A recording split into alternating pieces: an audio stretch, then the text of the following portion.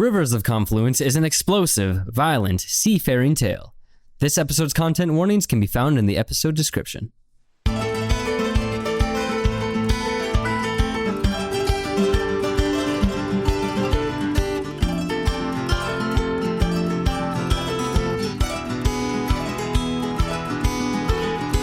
Hello, and welcome to Rivers of Confluence, a loose Dungeons & Dragons real-play podcast about 5 lost souls, each trying to find their place in the world of Awenor. I am Jay Keller, your Dungeon Master for this campaign, and with me I have... Hi, I'm Amanda Ranallo, and I play Myrna. She's an artificer, and she is a crafty small folk who is always dreaming up their next invention. And my fun fact for the day is that Myrna really likes berries, so she'll just eat some off the side of the road. It never really was a problem in the Lochran Islands, and I hope it's not a problem going forward. But she'll just definitely eat random berries. Do you ever get sick? No, Lochran Island was great. Lots of natural produce. Very good time. Side of the road, like on a bush or like... Just on the ground. Fell off the cart. Side of the Rotting. Any berries she sees. Yeah, in a little basket, in someone else's shopping bag. Yeah. Hi, my name is Gabriel Montgomery, and I am playing Alistair Keep, aka the Gravekeeper. He is a seemingly morbid individual who keeps his trusty shovel and his lantern on hand at all times.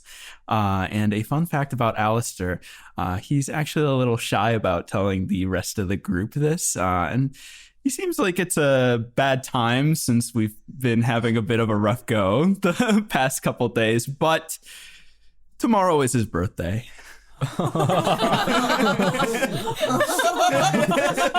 How old is he turning? 38. 38? 38! As in tomorrow, not That's like a rough 38. today? Yeah, not as in Okay. today, but like tomorrow in universe. We'll It see is if his he makes birthday. it to 38. Yeah, we'll see. In theory. We'll find out. You'll find out. Stay tuned. Oh. Hi everyone, my name is Jeremy Cox. I play Orpheus Horn Raven, a half-elf druid yearning for truth. Orpheus's fun fact for the day is that much like the rest of the world, he's always wanted to have the beach day. Like he's always wanted to just be able to go to the beach, chill, soak in the sun. It's always too cold in Corrid, you know? Yeah. I hear there's some really beautiful beaches in this area. I think we're gonna go to a beach, maybe. Yeah. Beach episode. Hello. My name is Max Volpert, and I am playing Captain Sable Driftthorn, a half-tiefling, half-sea elf barbarian, and a fearsome pirate braving the seas. A fun fact about Sable is that she's been keeping a journal for her daughter ever since she lost her.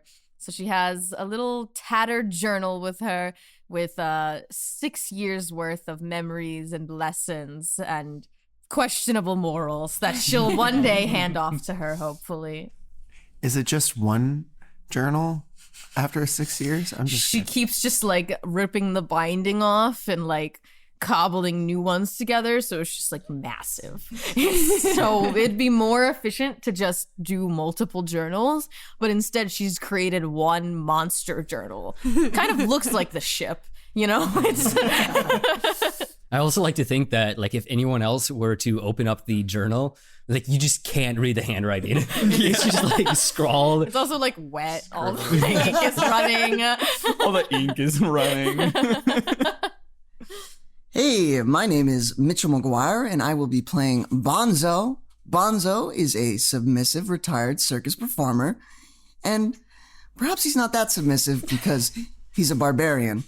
Now, a fun fact about Bonzo is Bonzo often tunes out the rest of the crew, other than Sable, of course. Of course.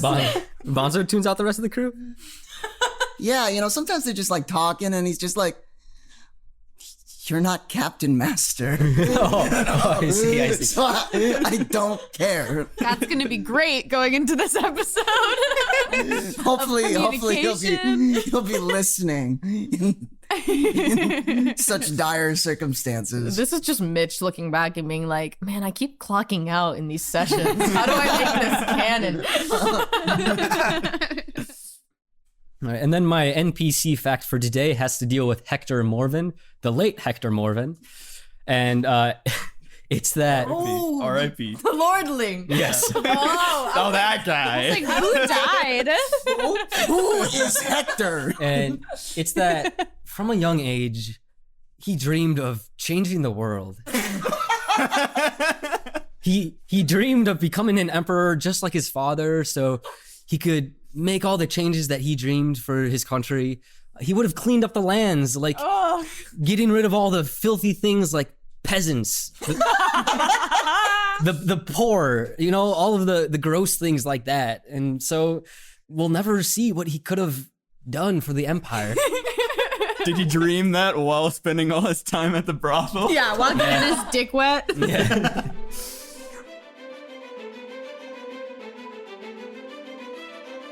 Last time you all robbed a bank, killed the grandson of an emperor, and made an enemy of a crime syndicate. Just another day. You're forgetting a major important thing. Bonzo, for no reason, traumatizing himself and almost having an orgy in a random household of a loving family. So far. He got so close. We do return to you all now outside the flooded flagon in front of a regiment of black and gold soldiers standing in front of you. And the leader of the regiment stands and shouts, "Surrender now and your death will be quick. Resist and we will peel the treacherous flesh from your skin." Should we warn Sonny? No, fuck him. Go. And Bonzo's gonna start running. Hey! He's in there! I'm gonna follow Bonzo now. And we're going! You hear shouts behind you going, You all, search the building. The rest of you, follow me. We're chasing after him." And so we're gonna get into a chase here. And so I'm gonna throw out different obstacles ahead of you guys, and you guys are gonna take turns figuring out some way to navigate these obstacles. So you guys are now running through the streets of Invaldi. Where are you guys trying to get to?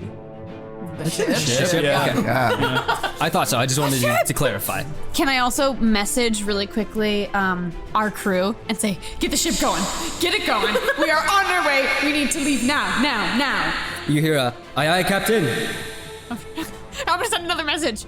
That was Myrna. I'm not the captain, but get it going. Yeah. Did the captain tell us to? I'll send another message. Yes. You hear a message come back. All right then. And so you guys are running through the streets of Invaldi.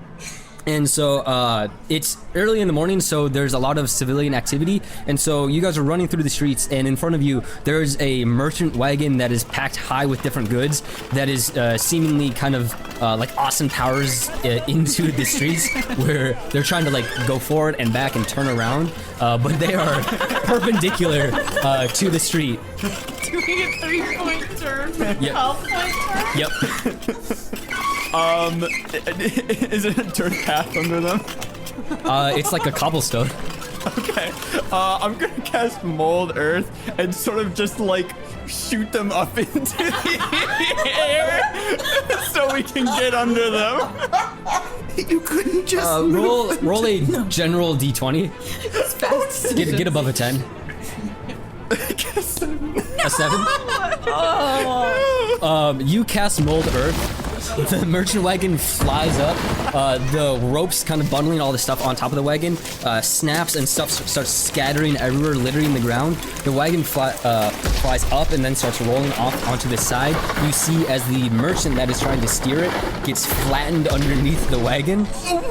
And your pace gets slowed because of all of the stuff on the road from the wagon. And so you're slowed down a little bit as you're making your way through the streets, and the guards are able to catch up a little bit. This is the second person you've killed with Mold Earth. A cantrip. It's because it's not dirt, it's stone. The last 2 times it's been stone. You guys are running through the streets again now, and you're trying to navigate your way back to the ship, but you find that in your panic you've started taking wrong turns, and so you halt to a stop right in front of a canal with water going through it. You see as the bridge is far to the side of you, but there are different like small ships that kind of travel through the canal that you can jump across, but there's about a 15-foot gap of river in between you and the far side. Just move, jump from boat to boat. Just go. Okay. All right, make a acrobatics check. Oh, that's actually great. That is going to be a 22. All right, so Bonzo, you're able to like jump and find a path through using the different ships, and a couple of them are actually like moving as people are like rowing them. Oh, actually I lied. Sorry, it was the 17 next to it. It was a 7 originally, so that's going to be 11. Sorry, I remember the 7 before. Which was like 22, and I looked over and I was like, you have a plus 15? Sorry, I gotta be honest.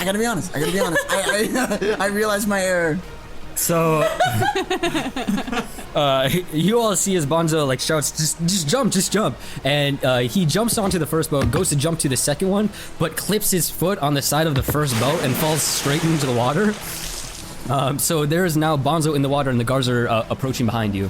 What are you? Not again, but me swim. I'm gonna take Wart and I'm gonna tie a rope to it, have Wart fly over, and then like tie the rope to something so we can at least have something to hold on to. Okay, so you use that. It does slow your pace a little bit, so that is going to be another failure on the chase. Guys. But you are all able to make it across the river. You guys are once again running down the street. You start running up part of like a hill, and you start jumping from low roof to high roof, and you're now like running up on the like roofs of the town. And then in front of you there is part of the building that is currently under construction, and so there are like loose beams, loose scaffolding, and different like cranes holding goods that are kind of like blocking your way. Okay, Sable has 4 javelins. What are we gonna do with that? I want to start throwing javelins at like the like connection points of the cranes, so that they come loose and they like start to fall, or like they can't like hold themselves up anymore, so they drop the shit, and it'll hopefully not only get the cranes out of the way, but then they'll drop their shit and they'll destroy the stuff that's in our way. Gotcha. Then make a attack roll, a ranged attack roll. Yeah. Over 20. Over 20? Okay. So yeah, Thank God. You pinpoint a couple of the cranes and you throw your javelin at like the pulleys. They drop their load and it comes crashing down onto the ceiling. And in doing so, it makes a kind of a slide going down the interior of the house. And so you all are able to follow Sable as she slides down the ruined roof back onto the street level of the city. And so you guys are still running through, and you start reaching kind of like a town square, and you can see as there are a bunch of people that are cheering and jeering at this kind of scaffolding in the center, and you can see as there are people about to be hanged, and people are like throwing like tomatoes and trash up at the people, but you are like having to push through this crowd. The guards are behind you, and you can hear shouting as they are approaching you. What do you all do? I want to... Can I use Produce Flame, one of my cantrips, and just like throw it back towards the guards so it like forms some sort of like wall and a distraction to like split the crowd? So Produce Flame won't be like a wall of flame, but if you target something that can be flammable, it'll catch flame. Is there like, I don't know, an empty cart? Yeah. And so make a ranged spell attack roll. 18. 18. Yes. Okay. So you throw a Produce Flame at like a cart, and it actually hits like the front wheel, catches fire, but also like jimmies the wheel, and so it starts moving down and actually like moves in front of the path that the guards are taking. So even though that you're not able to push through the crowd that quickly, the guards are having to navigate around the inflamed cart. And so you are able to get a little bit of distance. Can I do something to make it easier to get through the crowd? Yeah. Everyone! Flaming cart! Boopa de Beppa in to performance! Don't want to miss! Make a persuasion check. Can I help by going, oh my gosh, Boopa de Beppa? Persuasion? Oh, and yeah, you're helping me. Well, let's see if that's a better roll. It's the same exact roll, 13. 13? Okay, so with the noise that the crowd is making, your voice doesn't travel that well. You do get a couple people to turn and like start inspecting the inflamed cart, but not enough to like turn the crowd. It still counts as a success for the chase. But now you guys are traveling down. You take a turn to the right, and you see that you are now in a dead end with a kind of like separation wall, kind of blocking you and the path forward. And you do hear the guards starting to approach from around the corner. So like there's houses on either side of you right now, and then like a separation wall between you and whatever's beyond it. Would I be able to cast Mold Earth? I want to pull the wall out of either side, just like a sliver of the wall out of either side of the house, to create a false wall behind us to look like the dead end is a little sooner, and we're like sort of before, like we're cut where the actual dead end is, but it looks like we just sort of disappeared to the guards. I thought he was gonna say, shoot us up. He was gonna shoot us up. I was tempted. Roll a deception check. So this is very Full Metal Alchemist build. Yeah. 10. That's great. Yeah. You cast Mold Earth and you close it behind you, and you hear the guards turn and go, oh, where'd they go? And you see well, you don't see, but you hear for a moment a bit of their confusion, and then one of them shouts, "It's a fake wall! A fake wall! Get over it! Go, go!" And you see that at the top there is a like metal gauntleted hand that's like just cresting, and so they know that it is a fake wall. I'm going to shoot Eldritch Blast at the hand. Okay, make a range attack roll. 22. 22? Damn. So that hits, and you hear a scream from a guard on the other side, and you see as part of like the fingers from the hand just like disappear from the force of the blast. Obliterated. But you are still in a walled Are there box. still houses on the other side too? Yeah, there's houses to like your left and right that have like roofs kind of overhanging. There's the wall that Alistair? there's the wall that Alistair made behind you guys, but then there's also the separation wall in front of you guys. Would I be able to cast Mold Earth to slowly rise us to the roof? Yeah. To just sort of fill in the hole that we're in. Yeah, so you make like a slope. You make a slope to get over to the like roofs in the wall. And so you are able to see as they are beginning to climb the wall that you created again, but you are able to keep moving forward. So you fall on the other side of the wall and keep running down the street, and you approach another like open area within the town, and you can see as there seems to be a circus troupe that's doing like a performance. You see different like flame twirlers twirling their like flame sticks or whatever, and a couple people juggling. There's someone like on a ball, like a seal that's like rolling it around, kind of like a dung beetle. But there's a crowd around them too, and they are right in the middle of where you need to go. Oh my God! Booper, Tebeppa, down that way. Don't want to miss show. And I'm gonna help again. I'm gonna go, Where? All right, so roll a persuasion check. You want to get above a 15 because there's already a show going on. And you're helping me. Damn it, it's not happening. That's a 10. Truck's considering doing the exact same thing. But what am I gonna do with these circus people? You want me to perform? That's gonna get people to watch me? Your whole bag! They're gonna watch me! I'm trying to get through them! All right. Sable's gonna make a distraction. Sable also in her inventory. This is a fun game. What's in my inventory? Sable has a club in her inventory. So she's gonna walk over to the fire jugglers and try to just whack one of the fire sticks out of the air and towards the ball that the other one is balancing on, and just try to make a scene. So they have to try to help each other not catch flame and get around. Make a attack roll. 22. 22, that hit. So you hit the fire twirler's stick out of their hands, and it comes crashing down next to the ball. The ball rolls over the fire and then pops from the flame, and so the like ball balancer guy, I don't know what you call him, falls to the floor and chaos just starts ensuing as the crowd starts scrambling, as flames start to spread around the square. The civilians are like scrambling all over the place, blocking the guards from pursuing you effectively. And so you guys are now able to keep going. And so you all keep going down the street back towards the ship, and eventually you get to like an overlook that overlooks the city, and you can see that down at the bottom is your ship, the Damned, and between you and the ship there's more roads that go off to either side, or there's just this drop off of like a severely sloped cliff ahead of you. Is it slidable? It is slidable, but looking at it you think that maybe you would have to make a dexterity saving throw.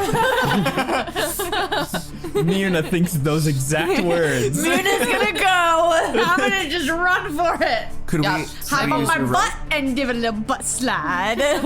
Could we use like a rope? Yeah, we could. I'll get down there first, though. Okay. I think Sable would also impulsively just go to slide down and like see the ship and be like, "Do the ship!" Alistair's gonna slide as well. Orpheus is like literally I tying guess- the rope up. Like, guys. I'm gonna use my ability to climb things without a check. Okay. Yeah, so I'm not risking it. I'm rolling bad. everyone besides Bonzo roll a dexterity saving throw to throw yourself down this hill. 18. 9. 12. 11. So the DC was 10, so only Myrna fails. I'm small. I pick up speed. Holy shit. Tumbling. You see as Myrna quickly turns into like a ball rolling down a hill, of like head over heels, just keeps going. Myrna, you are going to take 5 points of bludgeoning damage as you just come hurtling down this hill and come to a crash at the bottom. The rest of you are able to join Myrna down at the bottom. I imagine that Bonzo is like on all fours, just like scrambling down the hill. And so you are all able to get to the bottom of the hill, and you are now like at the port. And you can see that there's just like the general activity of morning work happening at the port. You can see your ship further down on the docks. It appears that they have been getting the ship ready. You do see, looking back up the hill, you do see as the black and gold of the guards' uniforms are at the top looking down, and they do see you. Raise the sails! Raise the Alistair to the wheel! Everybody to your positions! We have to go! Myrna, quick, we need to go. And Alistair's gonna scoop Myrna up on his shovel and run towards the ship. So you all start running towards the ship, and you hear a thump, thump, thump, as crossbow bolts start impacting around your feet. You do see as your crew starts turning as they hear the shouts. And as you start to approach, Evie calls out, "What's going on? What's happening?" Shut up! Just go! Move! No question! And Bonzo's gonna try to climb up the mast to Yep. raise the sail. And so, yeah, you guys are on the boat now at this point. Yeah, Alistair's gonna take the wheel. All right. Alistair's on the wheel. What's going on with the rest of the ship? Sable's, I would say, as usual, running around doing anything she sees that needs doing. She feels like Alistair's got a good grip on the wheel. She feels less good about Bonzo on the rigging, so she's probably gonna go there and help raise the sails while shouting out various orders. Yeah, so you do see as your crew is assisting with the departure as well. Fallon specifically is up on the mast as well, just because that's where he likes to be, is the crow's nest. And so he's helping you like unfurl the sails, getting you all ready to ship off. And so I'd say, Alistair, make a ship handling check, I guess, since you're at the wheel, like a strength check to take you guys out to sea. 13. 13? Okay, that's enough. And so you guys are able to get the ship moving and turn it out to sea as the guards start making their way down the docks. You can see that they are chasing you, but the ship peels off the docks just as they reach the end where your ship was. You hear more impacts as bolts impact into the ship, and you guys exit out into the Bay of Invaldi. Now leaving the docks, Evie comes up to you, Alistair, and goes, "What happened back there? What's going on? Where are we going?" Nothing too important. I mean, we're just going to go siege a castle, that's all. Her face drops. Siege a castle? With who? With what? We have a crew, don't we? A crew's not big enough to siege a castle. Well, we also found this scroll. Captain! Captain, what's going on? What? What do you want? Clearly, there be important things going on. Alistair's gonna just keep whistling while he is steering the ship. And so, if you guys are going to Stillwater, the ship turns like southeast, and you can already see the castle in the distance. You see the beach surrounding it, probably around like 30 to 40 meters of just flat beach. There's like a small docking like port on the southwestern side, and then just the entire surrounding part of the castle is a beach. Jay's just knocking Bonzo's dice Effing over. up Bonzo's whole setup.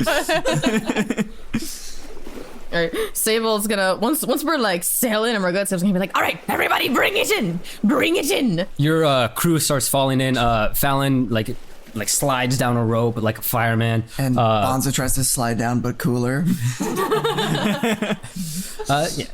With your abilities, you do. Yeah. Should I stay on the wheel? Or? Hey, you stay where you are. Okay. We'll talk loud so you can hear. All right. I got big ears. You know what they say about big ears? Elgrid comes up from underneath the deck of the ship and goes, "Did I hear something about a siege?" Aye, right. So, we're going to siege the castle at Stillwater Keep, all right? Right, and I mean right now. We are going right now to siege the castle at Stillwater Keep. Now, I'm going to ask you something, and I need you to be very honest. Did you learn how to use the ballista while we were gone? They look at each other and slowly nod their heads. I don't like the hesitation you're giving me. This is important. We learned. We know how. Go in the ballista. Show me right now.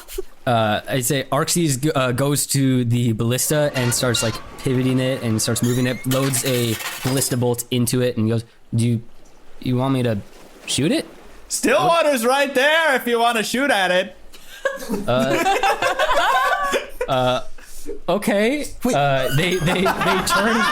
They turn the ballista over towards Stillwater and fire a shot. Wait, we shoot now? It's a siege! It's a siege! We don't want the element of surprise. This is the element of surprise. And so the Arxes fires a bolt, and you see as it arcs through the air and impacts against one of the towers on the outer walls. It's a direct hit into the tower, and you see as it carves a hole, probably about like 5 to 7 feet in diameter, into the castle. And as soon as that happens, you all hear the bells of alarm from Stillwater, and you can see as the glittering shapes of armored soldiers start moving along the battlements. You can see that along the towers and along the walls, they also have their own ballistas. And you can see as people start loading stuff up into them. You are probably about like half a mile out.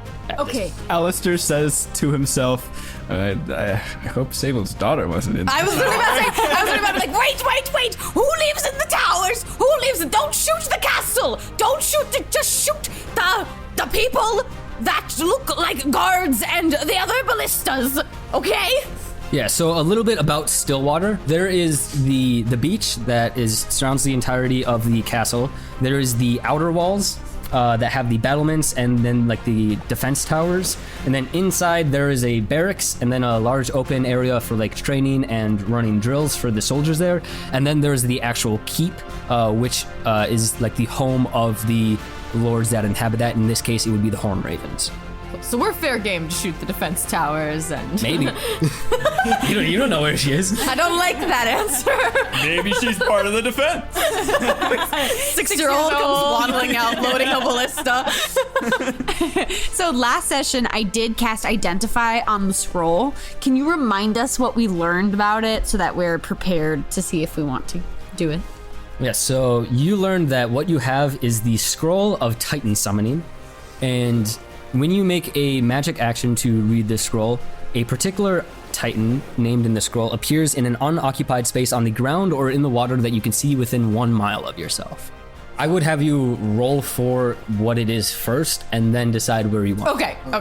I say we do it You right guys now. hear a Why We're mess the around only with target it? of the entire guard. All right, Yeah. we're getting shot at. We got to. You We guys, have to. speaking of getting shot at, you guys hear a whistling of a bolt tearing at the ship, and the ship rocks suddenly as a ballista bolt impacts against like the upper deck, kind of up by Alistair, towards like the back of the ship. And so your ship is taking on a little bit of damage. It's not low enough that you're taking on water, but you do have a ballista bolt that pierced on the ship. Oh shit! All right. That's it. Sable's gonna run to the front of the ship. She's gonna turn back to the crew and go, "Watch this!" And then she's gonna pull out the scroll, and she's gonna use it. Fuck yeah! Check this shit out. Fuck yeah! You guys are gonna love this. Awesome. I am your god. So Sable, Sunny wishes. I need you to make a 1d100 roll.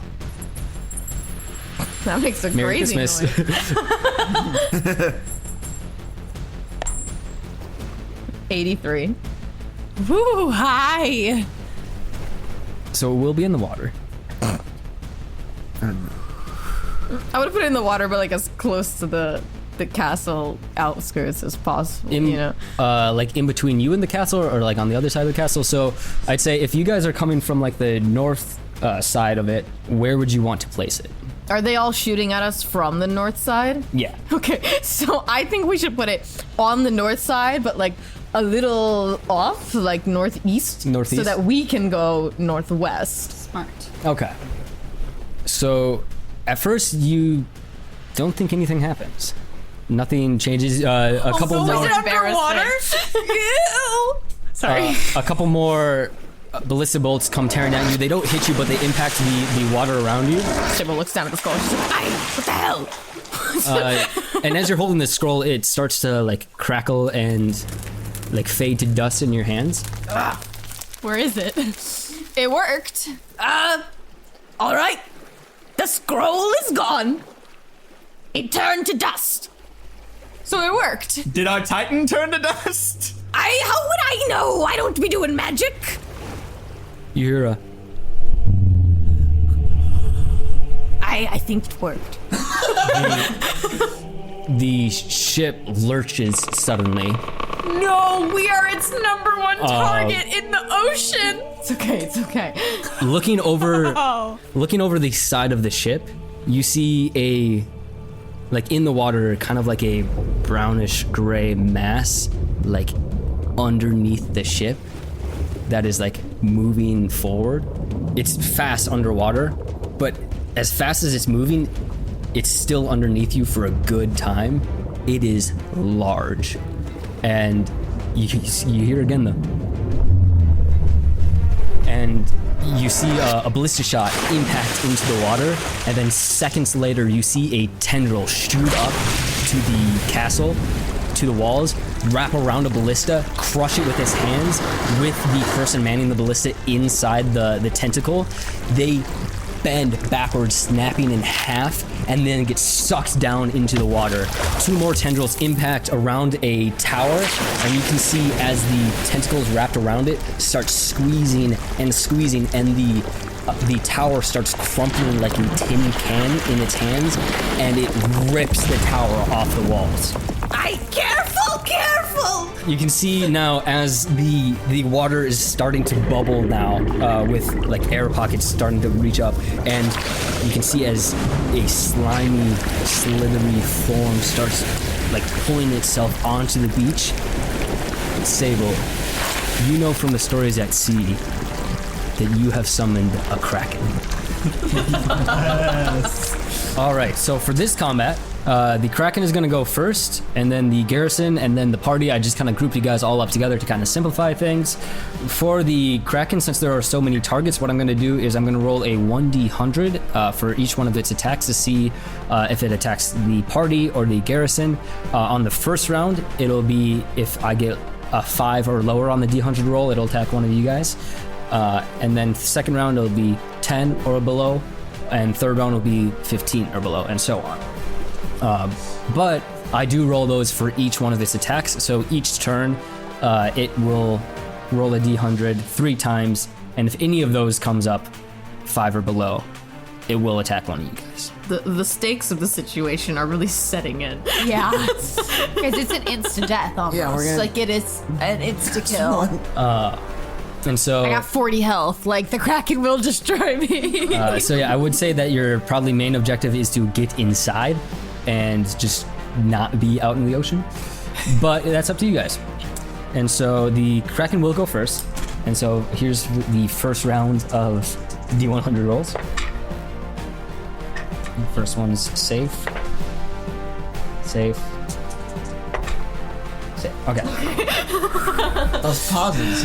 Yeah, go Kraken! So you see as 2 of its tendrils whip out onto the garrison, onto the walls, and it rips out 2 of these soldiers, and then a third one comes up, rips up part of the fallen tower, grabs a stone, and flings it further into the garrison and impacts against the wall. And so you see as multiple soldiers fall. It is now the garrison's turn. They're going to shoot at the dominant threat, which is the Kraken. And you can see as now, not only are the alarm bells blaring in the castle, but there are alarm bells blaring in Uvalde. And so they're going to return fire with the ballistas. And let's see here. You see as 1 ballista shot out of 7 impacts into the Kraken, and it reels back and starts lashing out again. It is going to use a legendary action because it does have these. This is a legendary creature. And so it's going to call Storm. And so it is going to make another D100 roll to see if this affects you guys. Oh my god.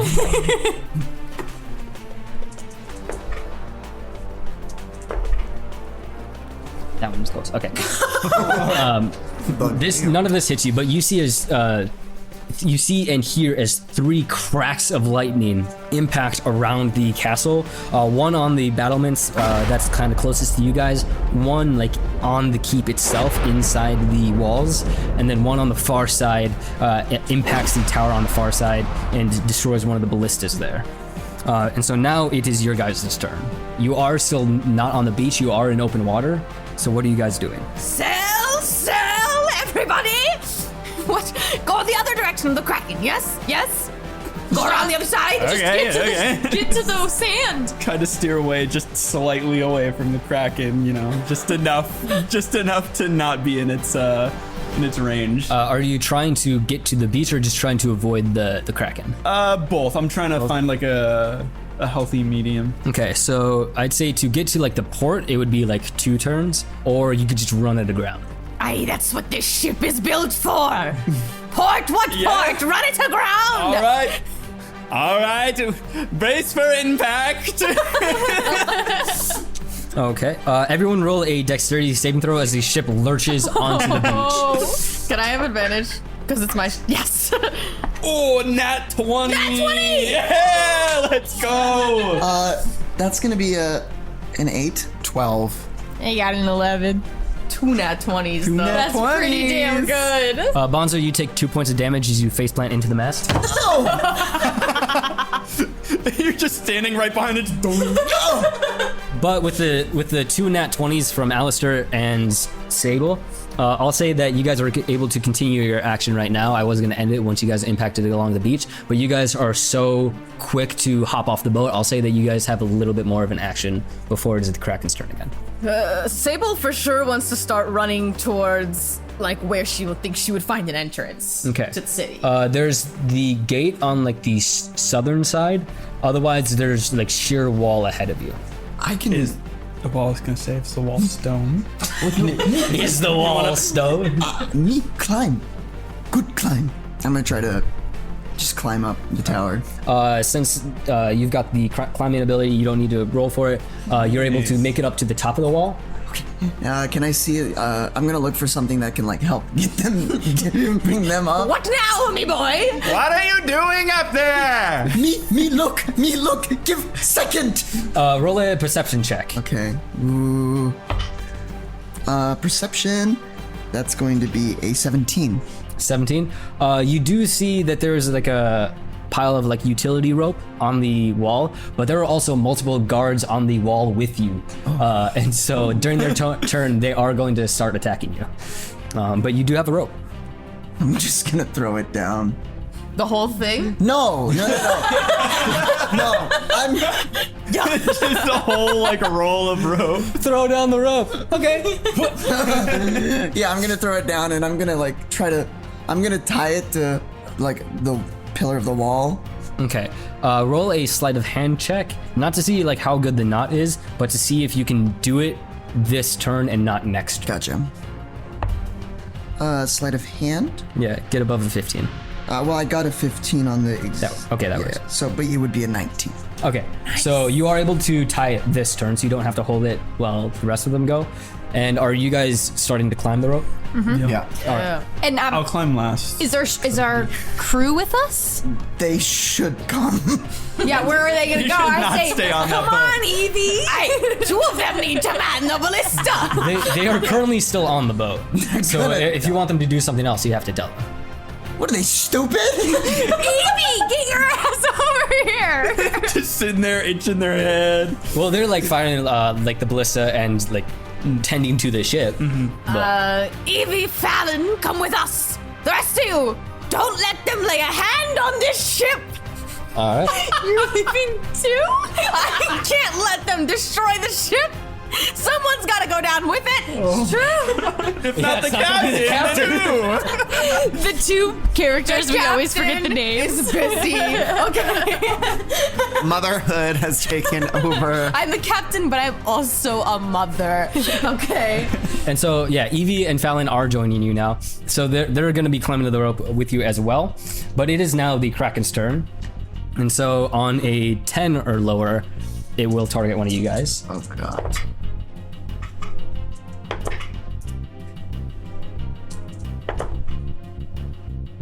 All right, you guys are still safe. That's so scary. And so, Bonzo, there's a guard that is like about to take a swing at you, and you see as a tentacle wraps around it, and they're suddenly jerked back off the wall and get sucked down towards the Kraken, and the Kraken tosses it into its mouth, and you can hear the guard screaming as it suddenly silences as the Kraken closes its jaw. Two more tendrils wrap around part of like the wall to the north and start pulling the Kraken up more out of the water closer to the castle. And then they flick out to either side, sweeping the top part of the wall, and just like sweeping, you see like 12 to like 15 guards just fall off of the castle wall. It is now the garrison's turn. They are going to target both the Kraken, and then a couple of them on the castle wall next to you guys are going to target you guys. Guys, I'm really worried about my ship. Me too. How else are we gonna get out of here if it gets wrecked? Bonzo, there's going to be a soldier with a spear that's going to take a swipe at you. It's going to get an 18. Yeah, that hits. All right. Rip Bonzo. Should have been raging. It's going to deal 7 points of damage to you. 7? As the spear gets thrust towards you and cuts part of your arm. And you see as more ballistas and arrows start shooting down towards the Kraken. And you see that the defense is a little bit more organized now as more of the garrison starts getting up onto the walls. And you can see as hails of arrows and ballista bolts start impacting against the Kraken into its slithering body. Ow! Why you hurt me? Me, not problem. That problem. It is now your guys' turn. Sable's gonna rage. I'm gonna rage as well. So I'd say at this point now, you guys are all able to get up onto the battlements. Nice. There are like 4 guards around you right now, and you can see that the tower to like your right has like a staircase that goes down into like the floor of the castle. The keep is still kind of further in, a little bit east of where you are right now, but there is open ground between the walls and the keep. Yeah, let's charge down the stairs. Okay. Let's get over there. 2 are close enough that they will get attacks of opportunity, but if you just want to take it, you can. Sable's just gonna take it. She's gonna make a beeline for the stairs. Yeah. Yeah, they're probably in like the lowest part. Would be like where I guess they'd go to hide.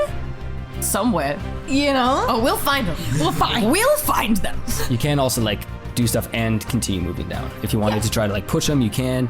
Otherwise, Kind of push one of them off. Yeah, try and push him off the wall, yeah. yeah, I said that there are 2 that are close enough that will get opportunities of attacks, and so you can either take them or you can try to do something to. Yeah, I'll try to push one of them off. All right. Make a strength check, and I'm gonna roll an opposition. I got a 16. That's gonna be a 21. All right, so 22 actually. you throw your body into the center of mass of the guard, and they fall back off of the battlements. Are you pushing them like beach side or keep side? I'll push him beachside. Okay. You push them beachside, and they fall and impact with a heavy thud into the sand. And you see as the crew of the dam that is still there turn the ballista to where they fell, fire a bolt, and you see as the ballista bolt impacts through their chest and skewers them to the ground. I gotta work down there. Me said, we not your problem. Now your problem. You see Elgrid and Arxes high five on the ship. There's still one more in attack of opportunity range. Cool. Would I be able to whack him in the face with my shovel to try and kick him in keep side? Yeah. So are you trying to hit him hard enough to push him? Yeah. All right, then I'd just say make a strength check and not like a attack roll. Okay. I think it would actually be the same. Okay, I rolled a 9. 5. 5. Make a dexterity check for me. Okay. Alistair's going I off rolled the a 9 wall. again. So you take a swipe with your shovel at the guard. They lock it underneath their arm, and they start to like try to grapple you and push you off. But since the momentum of your bodies are carrying you towards the keep, you both fall off the wall. And since you rolled lower, you're gonna land on bottom. Yeah. So you take 6 points of bludgeoning damage as the guard lands on top of you. You are inside the walls now. On the ground, but you do have a guard on top of you. Yeah. The rest of you are still able to like move if you want. I'd say at this point you can make it to the exterior of the keep, but not quite able to make it inside. However, Alistair is buried underneath the guard. Can I jump and take the damage? Yeah. Are you making like an attack roll on the... Yeah, I like want to jump Epic. down onto that guard that's on Alistair. He's under. Make an attack roll. Okay, I got it. 19. 19? Okay. Roll your damage. 11. Sable, you take 4 points of bludgeoning damage. Halved, right? Halved. Just from the fall. But that also gives more damage to your attack because you've got the momentum behind it. And so, Alistair, you see like a shadow quickly approaching you from behind the guard, and you see as a slab of metal divides the guard's like head, and blood starts pouring down on top of you as Sable lands on top of the guard, cleaves its head in half, and pushes it to the side. Hey, what are you lounging about for? Let's go! I was comfy. I'd say since it took a little bit of time to recover Alistair, you guys can make your way towards the keep, but it would probably end about halfway to the entrance of the keep. And so you will be in like open area. Are there like any like maybe more covert or shadowy like ways to get there that's not as in open?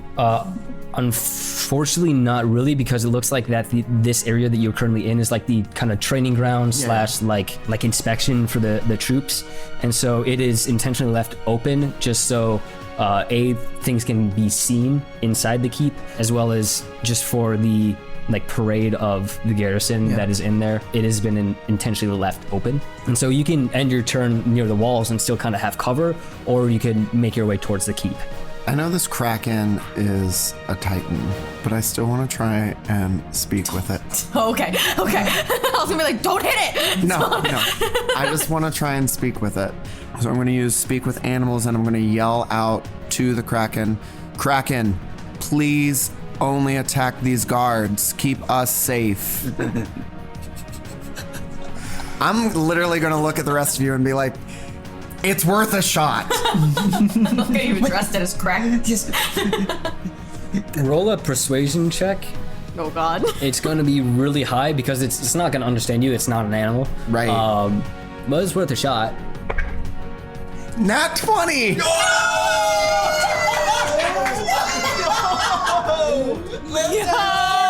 not even with persuasion, which would be a mod 23. Amazing.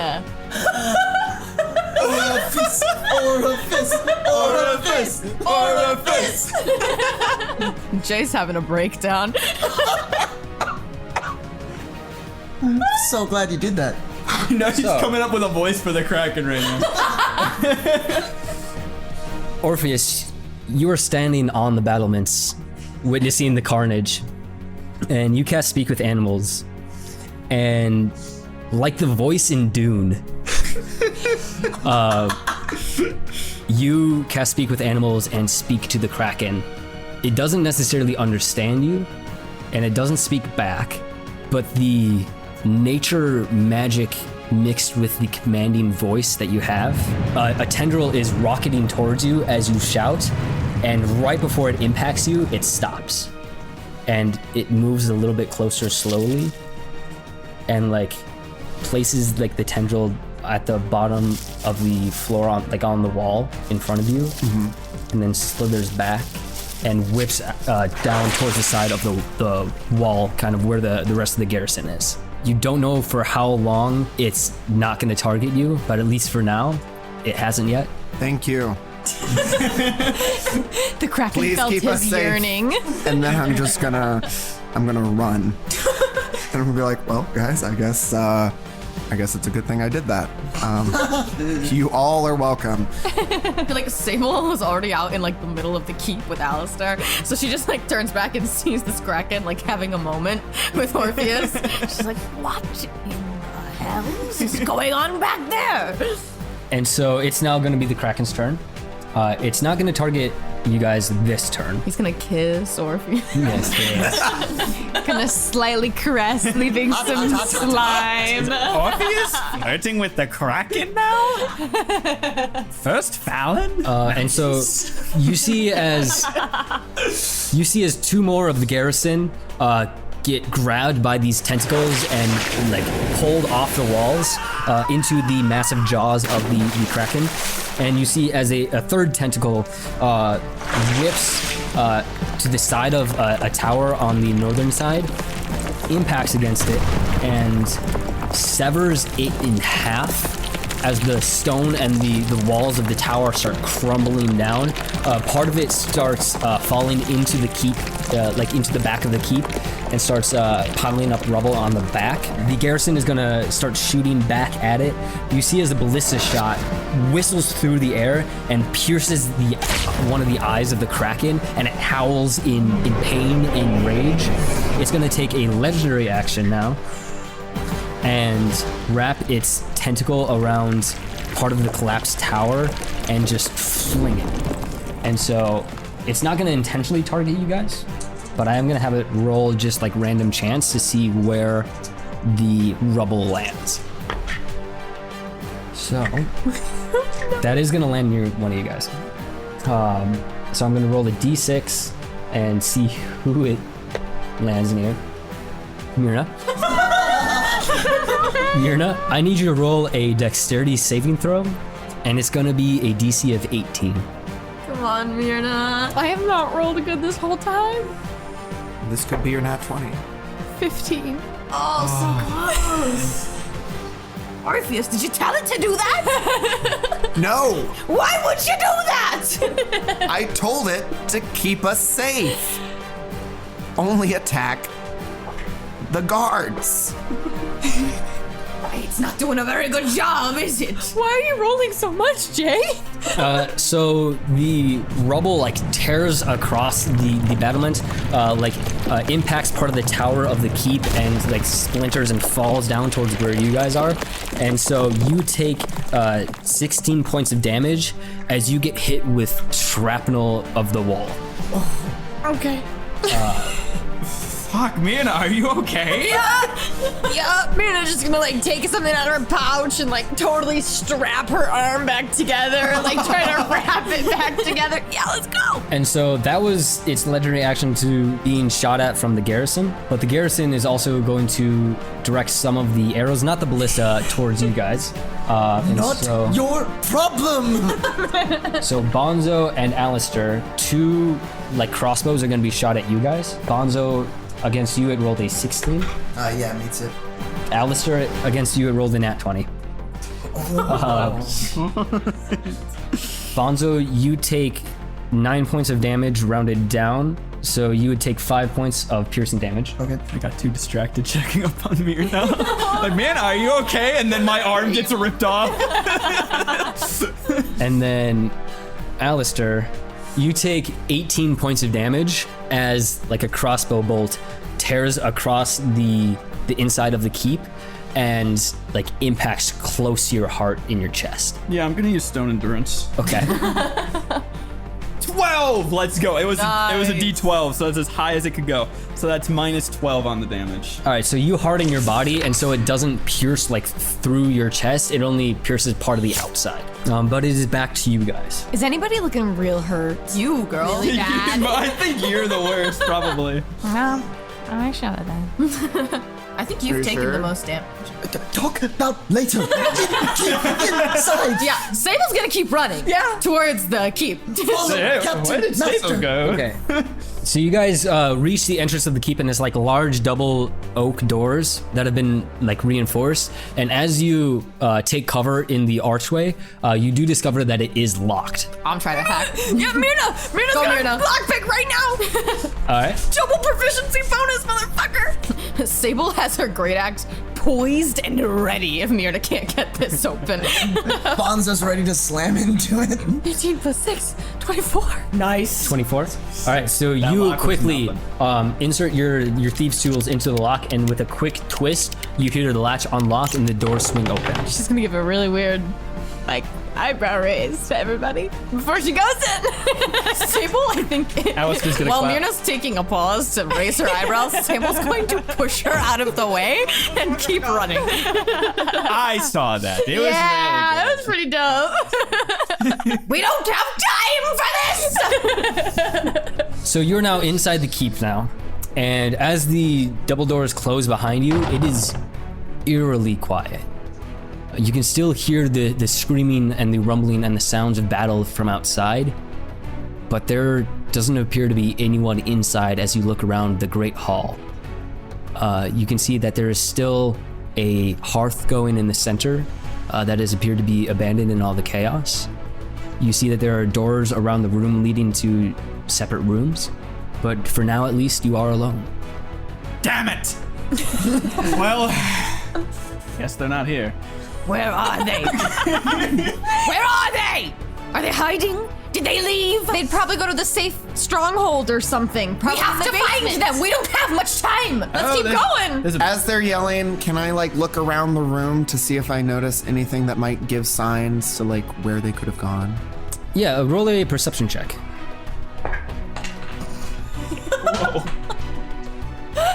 That went on a journey. Or it doesn't count.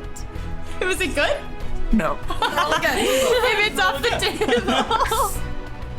That one. Oh my god. The other one was better. The one on the floor was better. I noticed nothing. I say we go down.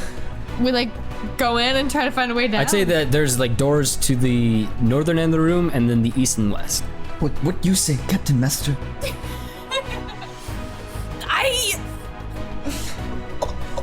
Okay. And Bonzo's gonna bash into the door to the east. To the east? Yeah. So you bash open the door to the east, and it's not locked, so you're able to rig into it pretty easily. To the east, you emerge into what appears to be a study. So you can see that there are like desks, and there's another like fireplace in there that is currently not lit. There's a small side of the room set aside for like a library for different books and like files, but no one in here. As soon as it's clear no one's in there, Sable's gonna run out and bash another door. Okay, She's freaking out. north And I'll do the last one at the north or same west? time, North. just so we North? know. And Okay. I'll do the west.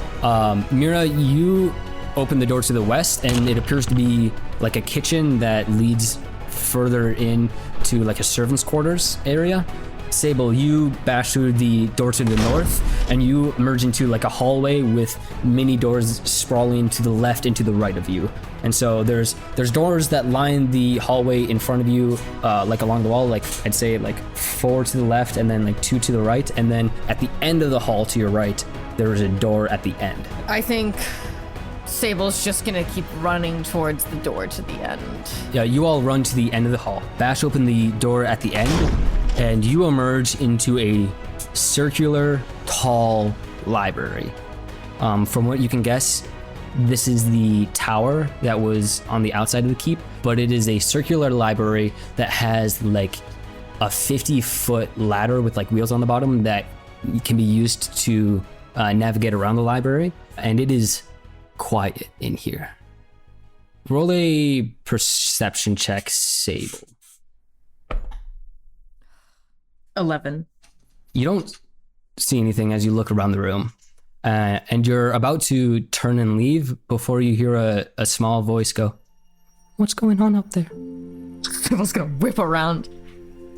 You look around the library and you don't see anything, but as you look up, about like 30 feet in the air, like hidden among the bookshelves, you see a small blue-skinned girl with small horns still growing and a pair of wings on their back, peering down at you. She goes, "I'm scared. What's happening out there?" Hey, don't be scared. Who are you? Sable's gonna sheath her weapon, dismiss her rage. Hey, you're Rynel, aren't you? How do you know me? Well, I'm your mom. She scampers like further into the bookcase and hides a little bit more of her. She goes, "No, you're not. My mom's dead. I don't know you. No, whoever told you that was lying. I know you're confused. You've never known me. I don't know what you've known, but I have been looking for you since the day I lost you." Roll a persuasion check. I'm like shaking. 13. So with a 13, she doesn't run away. She doesn't get closer. She regards you with a little bit of skepticism, and she opens her mouth like she's about to say something. And then from the other end of the room, another door opens, and you hear a deeper voice go, "Rynel, where are you? Rynel, come!" And you see a taller, burly, brown-haired man enter the library and immediately clocks you guys. And he goes, "What are you all doing here? Get out of here. Leave us alone." I'm not going anywhere without me daughter. Your daughter? Yes, my daughter. Or, I'm sorry, last time I checked, were you blue with horns? This is my grandchild. Leave us alone. Rynel, come here. And you see as he talks to her, she looks down at him and starts like slowly like fluttering down from the bookcase and falls down next to his leg and kind of like hides herself behind his leg. She goes, "Grandpa, who are these people? I'm scared." And he goes, I know. Just here, go. Wait, go. okay. Listen, everybody calm down, okay? Everybody put your weapons away. Everybody put your weapons away. Okay. And I'm gonna stop raging as well. Listen, I'm not here to hurt you, and I'm certainly not here to hurt her. What do you mean, your grandchild? Who be your child? The man looks back at you and goes, Sarek, of House Hornraven. We've been put in charge of this child since the day she was born. That's not I don't know. true. It is true. It is not true because I was there when she was born, because I birthed her. He takes a knee next to her and looks into Rynel's face and goes, Rynel, sweetie, I need you to go through those doors. I'll be right behind you, okay? Wait. And Orpheus is going to step forward. He stops talking and turns over his shoulder, and the man looks at you. He stands up. You look like him.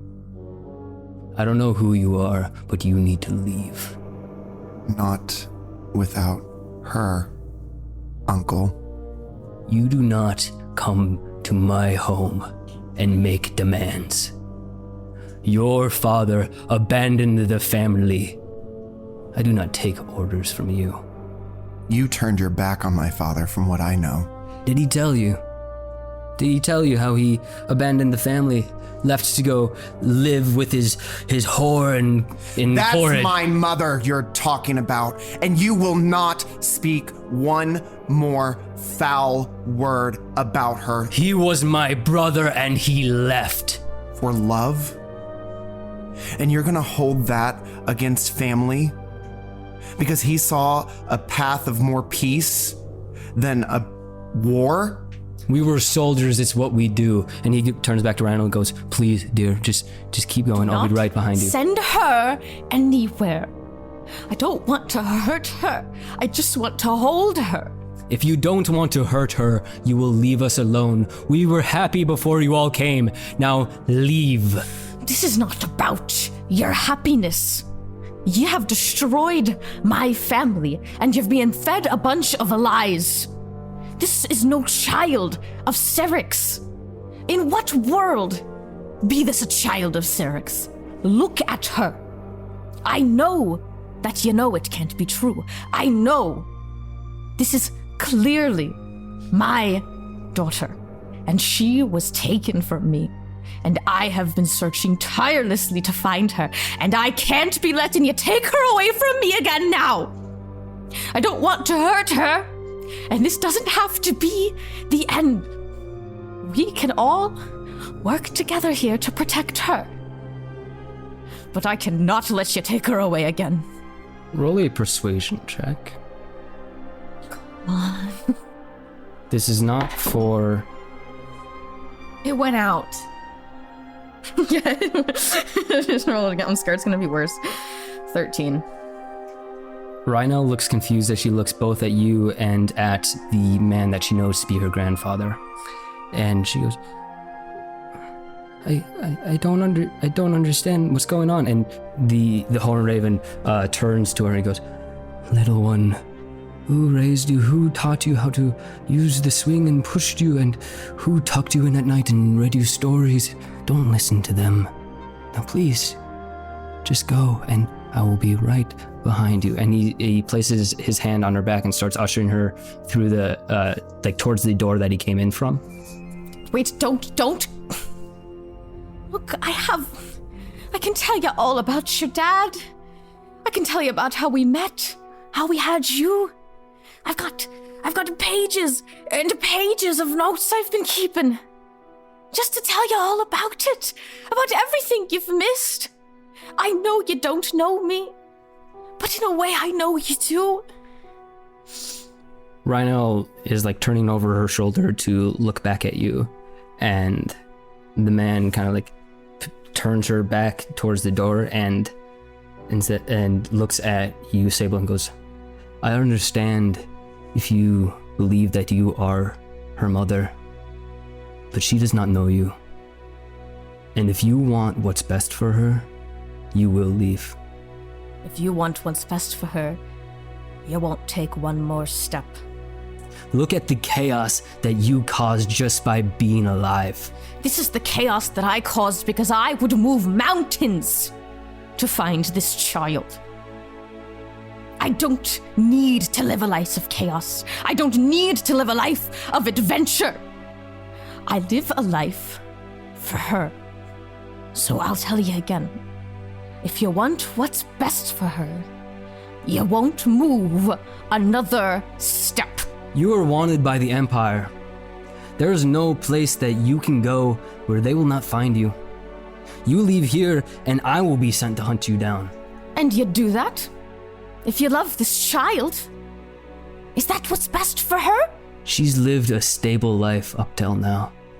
We've provided her with anything that she could ever want. She's lived a life of lies, of deceit. You never telling her who she really is, and I can promise you, there are things coming for this girl that'd be far worse and far more powerful than I, and you won't be able to protect her the way I will. You don't understand what's at play. You do not understand who this child is, and you do not understand what her future holds if you do not let her come with me. He smiles at that and goes, "Don't I? She stays with us. Her future is unlimited.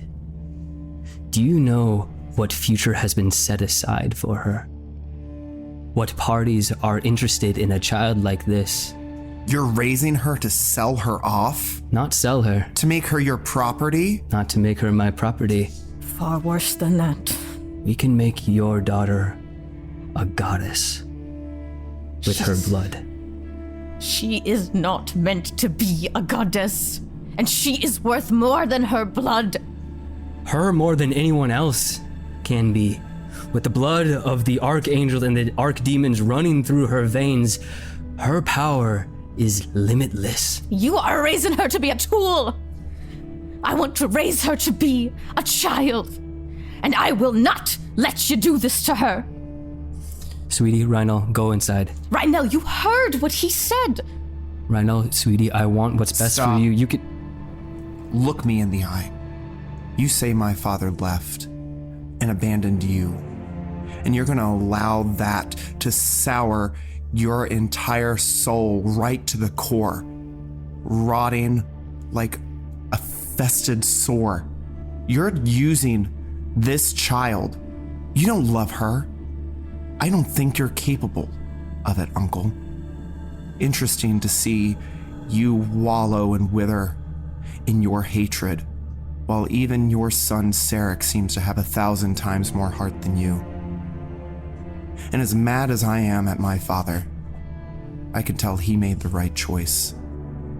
Because he chose love at the end of the day.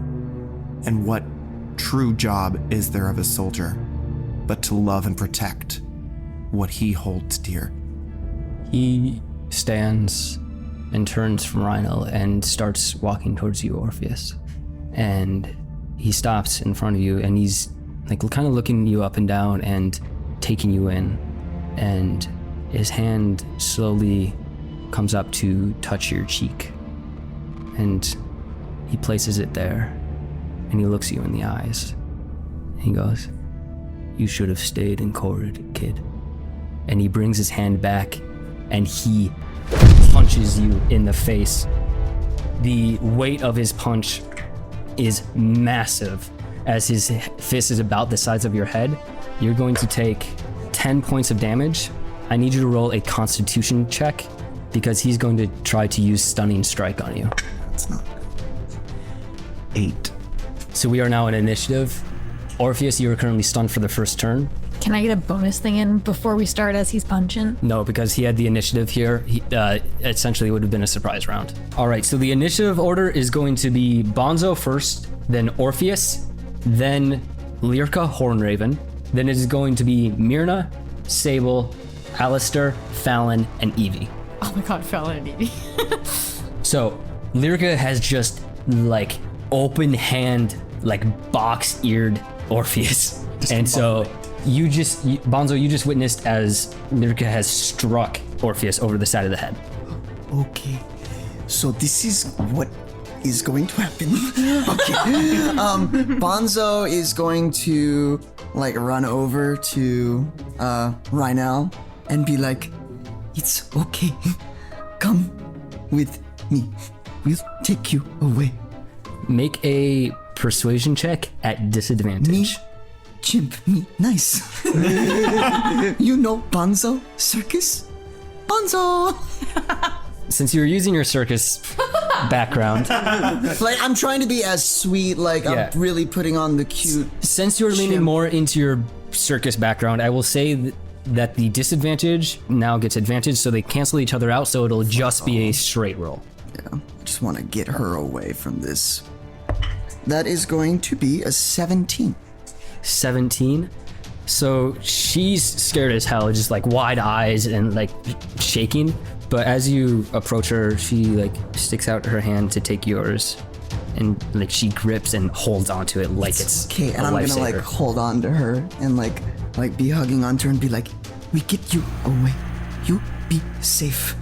And I'm gonna try to get as far as away from the action and her grandfather.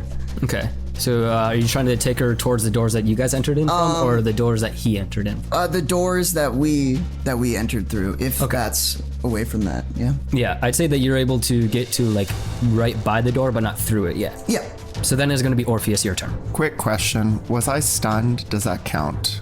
That is true. He did stunning strike you, so you do not go this turn. I apologize. It's okay. I'm just being honest for all of our listeners. I appreciate that.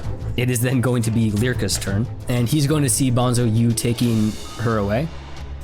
Lyrka is going to leave Orpheus and beeline it straight to Bonzo, seeing that he is trying to usher out Rynel. And he's gonna, Rynel, sweetie, come back. And he's going to strike first at Bonzo. Scary. He rolled a 9 on the first one. He's gonna attack again with his other fist. He's going to get a 23 on that one. Yeah, that hits. So you take 12 points of damage as his fist connects with your body. Yeah. And you can feel that his punches are otherworldly.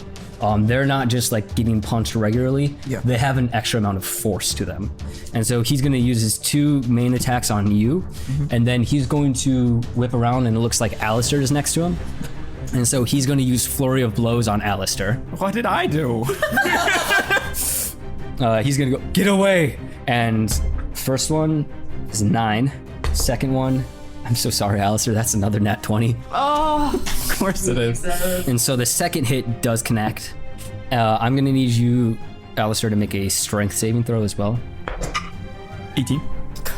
He luckily rolled only a 1 on his damage die for a total of 4, doubled. So you take 8 points of damage as you dodge his first strike, but he uppercuts with his other hand, and he's going to try to push you with the flurry of blows, but since you succeeded on your strength check, you don't get pushed back. Nice. And so that is his turn. So it is now Myrna, your turn. Great. I want to go over to Rynel and I want to say, I know this is going to be terrifying, little one. I need you to be brave for us, and I'm going to help you stay safe.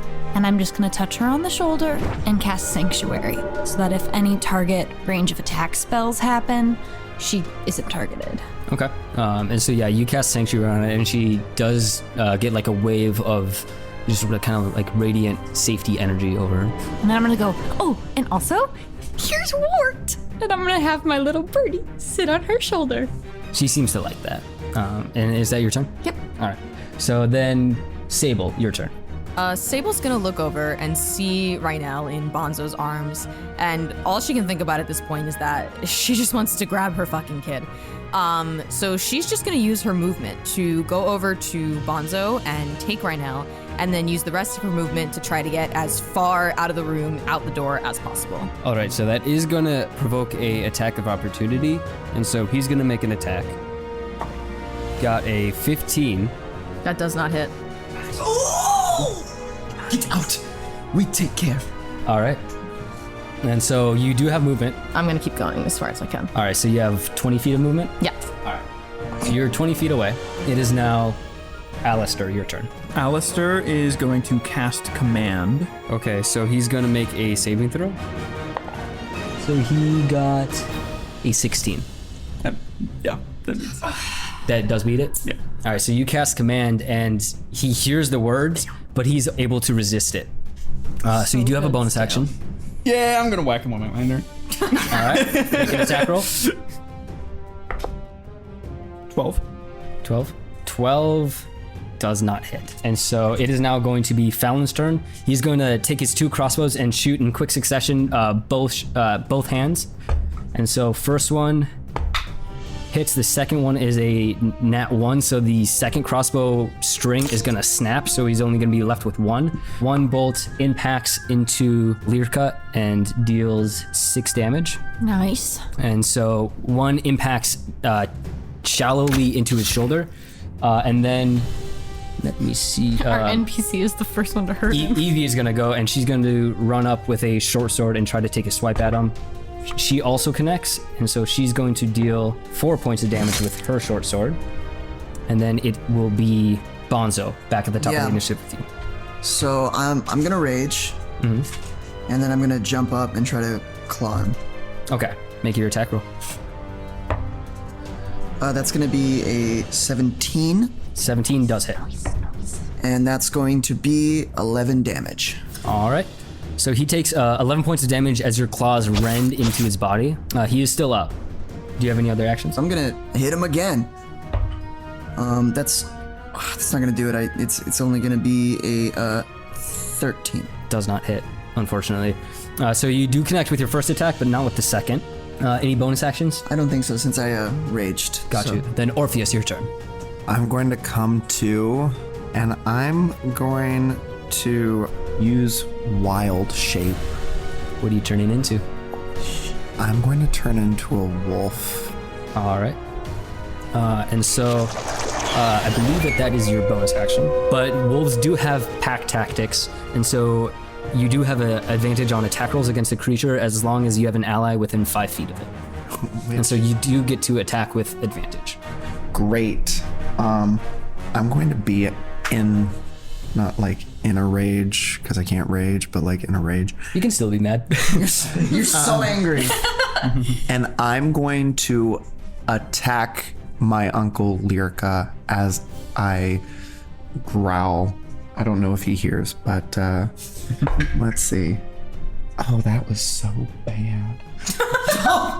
That's like a 5. That won't hit. So you go up to take a bite, but he's able to like grab the scruff of your neck and throw you to the side.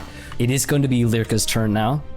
And with all of you surrounding him, he's just like taking attacks from all sides. For how big and muscly he is, he's fast. And he's going to use his bonus action to use Step of the Wind, which doubles his movement speed, but also prevents any opportunities of attack on him. And he's going to shout, "Rynel!" and beeline it towards Sable.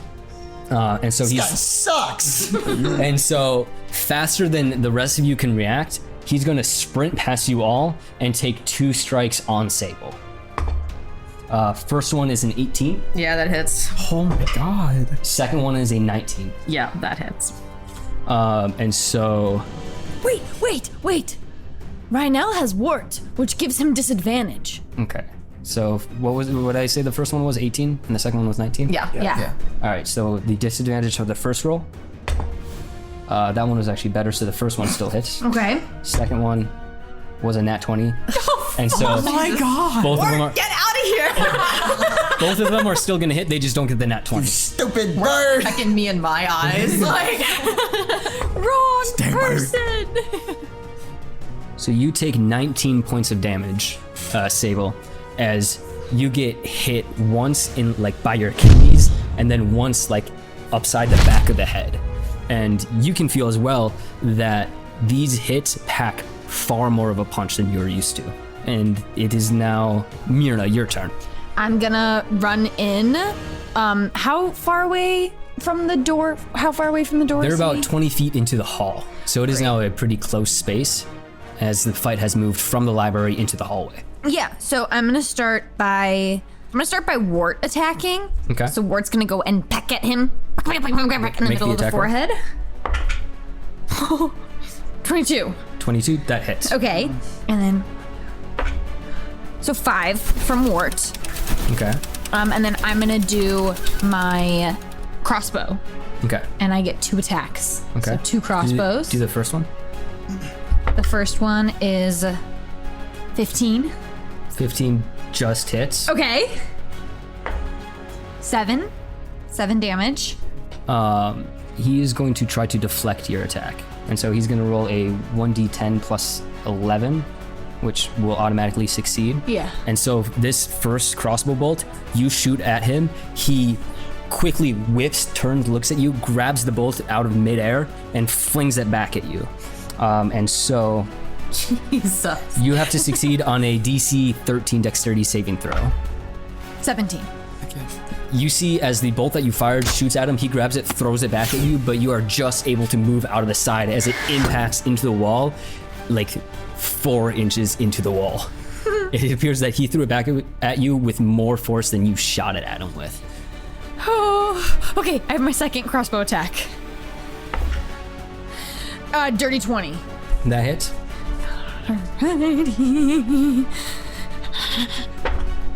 7. Okay, so you deal 7 points of damage as that one does connect. He tries to block it, but it just pierces through his hand. But he quickly just grabs the bolt, rips it out, and tosses it to the ground. And then I'm gonna just walk along and just keep following, definitely from like a safe distance, because I'm not a close combat person, but I don't want to get too far. Bro, Okay. your family sucks. They're throwing us in jail. They're stealing my daughter. Hey, the other brother saved us. He gave us the key, or the other cousin. Yeah, But he stole my daughter. Yeah, that's fair. Gave us the key. I said it wasn't personal. He didn't know. Sable, it is your turn. So at this point, I think Sable is like properly starting to panic, probably more than she has in a really long time. She's holding her daughter in her arms for the first time since she was born, and she sees this huge form of Lyrica Hornraven barreling towards her to just rip it all away again. It's almost like the world is closing in around her. She can't hear anything, she can't see anything, and almost by instinct, she reaches into her pocket and pulls out an old, weathered ocarina. And Sable is going to use Bard Magic and cast Fear. And that will be a Wisdom saving throw. I have fear. You have spells? Not the time! Not the time! Not fair. It is the time. What? You could do this the whole time? I want spells. I don't like to do it a lot! Guys, we'll talk about it later! You rolled a 6. So, he becomes frightened. I project a phantasmal image of his worst fears. He must take the dash action and move away from me by the safest available route on each of his turns unless there is nowhere to move. If he ends his turn in a location where he doesn't have line of sight to me, then he can make another wisdom saving throw, and if he succeeds that, the spell ends. When he doesn't have line of sight of you? Yes, but if he ends his turn, if he takes his 30-foot dash back and still can see me, he doesn't get to roll again on his next turn. He just has to do it again. Oh my god. Gotcha. Okay. And so you cast Fear, and you don't recognize the form that your spell takes shape in, but Orpheus, you see as he is plagued by the shape of your father. Yikes. And so he's about to take a strike at Sable, but he sees your father and just freezes. And on his turn, he will use the dash action to run. Sable, you do have a bonus action. I'm just gonna keep going. All right. And so you get Another 30 feet away. How far does he get when he takes a dash action? Since his dash, it'll be 60 feet, but he won't need to take a dash action to lose sight of you, especially if you move 30 feet, you can get back into the Great Hall. Cool. So he's about halfway down the hallway, you're out of the hallway. I'll be as far as I can get without him losing Okay. sight of me. Gotcha. Okay. So you are So that still way in the he hall, has to just run like back 60 feet his next turn. So you are still in the hall, but like right by the door. Yep. It is now Alistair, your turn. All right. Would I be able to cast Eldritch Blast without hurting Myrna? Yeah. Okay, cool. I'm gonna do that then. I'm gonna stay like at the end of the hallway, just kind of peek through the doorway though. So I'm gonna go on the other side of Bonzo there. You guys are just holding up the door so you can target him. They're like Three Stooges looking. shooting blasts. Starts running full speed back at you. As Orpheus sees a phantasmal image of his father. Phantasmal father. Chasing after. Chasing after my Phantasmal uncle. father sounds like a band name. 23. That hits. Nice. 4. And then I get another blast as well. Roll for that right away. So 25 for the second one. And then 9 for the second one. 4 9. All right, so it takes he takes 13 points of damage as both beams of force impact into the center of mass, but he is still standing. Any bonus actions? No, my lantern's not gonna do anything. That's the only bonus action I've got. All right, and so it is now Fallon's turn. He's gonna shoot 2 bolts. First, actually no, he can only shoot 1. And that one misses, so it impacts right next to his head against the wall. And then Evie, I guess Evie's gonna try to push past Alistair, go into the hall, and take a swipe at him with with her short sword, but unfortunately misses. And so Bonzo, it is top of the initiative with you. Well, it seems like we're just trying to kill this guy. Are we trying to kill him? Is that the move? Talk about maybe, I don't know. Yeah, I don't know if we want him dead, but Bonzo's gonna run up and jump and bite his skull. All right, make an attack roll. Yeah. Oh man, it's not gonna do it. It's just a 14. Yep, does not hit, but you do have a second attack. All right, I'm gonna try it again. his skull's too thick. That's not gonna do it either. Yeah, that's just an 8. Yeah, so you try to bite his head, but he's still scared by seeing the fear spell, and so he's gonna jerk his head back, and it kind of like impacts against your teeth a little bit and jars you. Stay still. And then Orpheus, it's gonna be your turn. Great. I'm going to plunge after my uncle, still in wolf form, going to claw. Is he like backing up out of fear, or like? On his turn, he's gonna start sprinting back down the hall into the library. I'm going to like go at his back and try and claw at his back. Okay, make an attack roll. I think it's a 15. 15, that does hit, but you do have advantage if you want to roll again and see if you get a nat 20 because of pack tactics. Nope, that one. Okay, so 15. So that does hit. You can deal your damage. That is a 2. 2. Okay, so he takes 2 points of damage as you start to rip up his back, but his muscles are so tough that you're unable to get very deep into it. Where's got the tough This guy's muscles? so fucking jacked. He is Jacked he is out of his zen. mind. with just enough like white in his like beard and hair to be like salt and pepper, and so like it makes it like Wait a minute, this guy's kind of sexy. no, very We got add good him to our genes. The Horn Ravens have good genes. much like Madov Navarro, he is unfortunately attractive. And so it is now going to be Lyrika's turn. And so he is going to start sprinting down the hall back into the library. And so Orpheus, Evie, and Alistair are going to get attacks of opportunity. But Myrna does as well. And so each one of you roll your attack rolls, and if it gets above a 15, roll your damage. 16. Okay, so you can roll your damage. 6. Evie does miss. Myrna misses. 8 damage. 18. That does hit. 16. That hits. That is gonna be a 4. Bite is 2d4 plus 2. And so roll the d4 again. Another 4. All right, so 8 points of damage from Orpheus the wolf. Is it 2d4 plus 2? Yeah, So 10. plus 2 total. So roll the 2d4, and then you add those up, and then only add 2. Yeah, he rolled 2 fours. 8 Oh, you plus rolled 2 fours? Oh, okay, so then yeah, 10 10. points of damage. Okay. Yo, Then I got 12 for damage. You got 12 for damage? I like to imagine he gets to the end of the hallway and I just have the shovel like lined up for him to like run into it. Just Yeah, and so he's like running through this gauntlet of like just taking hits, and you can see his cuts start bleeding around his body from like his arms, his torso, his head, the legs. And to top it all off, at the end of the corridor, Alistair's waiting there with a shovel, and he just hits him across the head, breaks his nose, and he like falls to the ground, does lose sight of Sable. So the fear is gone, but he stands up pretty quickly. Well, if he lost sight of me, he can make another save. Oh, another save. Gotcha. Yes. So He's so afraid. did get an 18. So he's no longer afraid. And so it is now Myrna's turn. Great. I'm gonna hit him with my crossbow. All right, make an attack roll. 24. That does hit. 12. 12. He's going to use his reaction to redirect the attack. And so you do 12 points of damage. You roll a 6 plus 11, so he's able to block 17. And so that bolt gets thrown back at you. And so roll another dexterity saving throw. 9. No. Is Myrna about to die for this? It shoots her in the head. Alistair's gonna kill himself.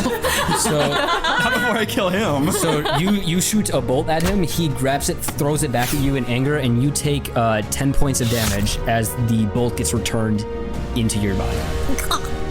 Oh, fuck. I'm gonna hit him again. All right. I hope he doesn't do it again. Stop, Myrna. I can shoot faster than you can throw. Alistair's at the end of the hallway just watching these arrows fly towards and then back. And it's like, you have anything else? Orpheus is like snarling at Myrna, but like in a way to be like, be careful. In a way. 18. That does hit. Yes. Nice. I don't know if that's good or bad. Yeah, right. He's only got one reaction. Oh, nice. 11. All right, so he takes 11 points of damage as he throws the first one back, but the second one impacts into his shoulder. And so it is now Sable, your turn. Sable's just gonna keep leaving. Keep running. You ever been on a pirate ship? Pirates? A little bit scared. No, it's a good thing. Pirates are lots of fun. It's in your blood. She just hears, bite his head. Just in the background. Just it's like his head hits the shovel, and then People screaming. from the crossbow. The growl of a wolf. And so, Sable, you gain more distance on him. Alistair, it is now your turn. Okay, he's like right in front of me, so I'm gonna go ahead and just, I'm a little peeved at him for throwing bolts back at Myrna. So I'm gonna take my bony hands out of those gloves, and I'm gonna use Chill Touch on him. All right, Grab his face. Take my bony hands. 15? 15 hits. Yeah. Okay. I was worried because I thought it was 16. I'm like, no. Get off. That is 2d10s. That's a 6. Oop.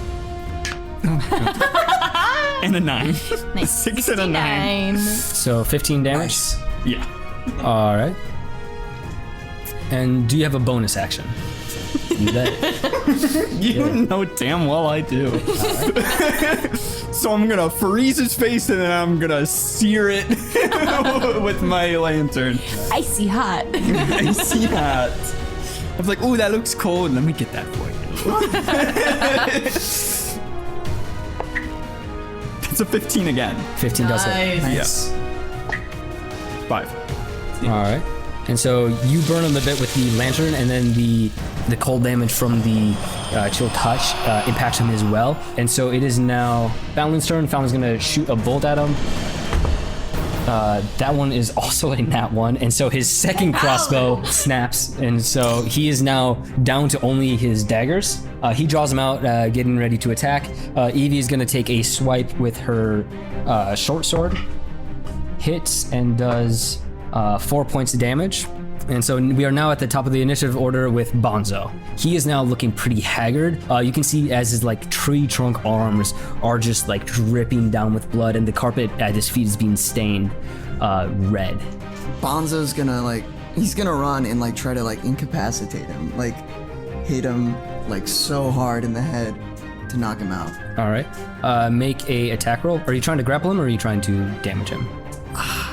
Well, a bit of both.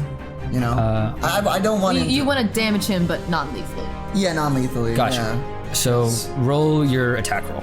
Me not think right now like that. I can re-roll that. That's going to be a 21. 21 hits. You have rolled a crazy amount of nat ones. yeah. Like at least but 4 or 5. I can re-roll them. That's crazy. So, yeah, 21. Do your damage. Yeah. Yeah. That's going to be 8 damage. So he brings up his arm to block the attack, but you cut into his flesh to the bone. And so you can see the white parts of his arm as he blocks it. He's still up, and he did save himself from death, but go ahead and make your second attack. And actually, I forgot. I actually have 3. I have 2 attacks and then a bonus action. Yeah. So, that's not gonna do it. That's an 11. 11 does not hit. Not one. I gotta re-roll that. Nat 1 again. 2 nat ones in a row. 2 nat 1s Guys, in a row. I can't even describe. I've watched Mitch roll at least 6 nat 1 this campaign. Like, he just wordlessly re-rolls them. Crazy. But, not this campaign. Today. So with a nat 1, your first attack swipes into his arm as he blocks it. The second one misses, but as you wind up for a third attack, Stay down. he grabs you by your wrist and picks you up off the floor. It is now Orpheus, your turn. Help me. Stay down, help! I am going to run at him and pounce as I go for like a bite. Okay. Make an attack roll. 9. A 9 does not hit, so you start running up, and while he's holding Bonzo by his wrist midair, you're gonna try to pounce on him. He's gonna grab you by like the bottom of your neck and push you to the side. It is now his turn. He's going to heighten flurry of blows on Bonzo, and so he's gonna get 3 unarmed strikes instead of 2, and so he's just gonna try to wham into your temple. End of line. First one was a 24. Second one was a 25. Yeah.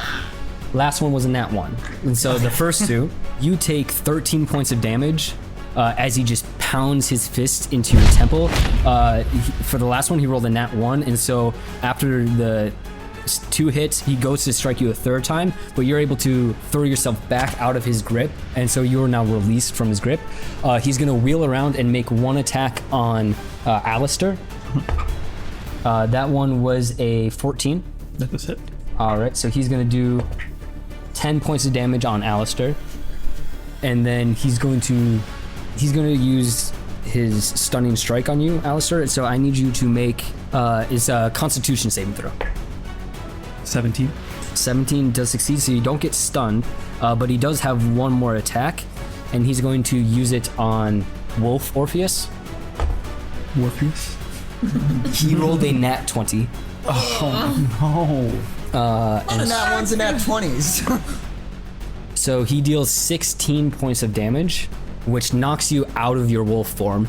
And so as you like lunge to take a bite at him, he's gonna take his fist and just punch down your jaw, breaking your wolf teeth, and knocks you straight out of wolf form, and you take 5 points of damage to Orpheus, you. And as part of his unarmed attacks, he's also going to grapple you now that you're out of wolf form. And so I need you to make a strength check to try to break from his grip.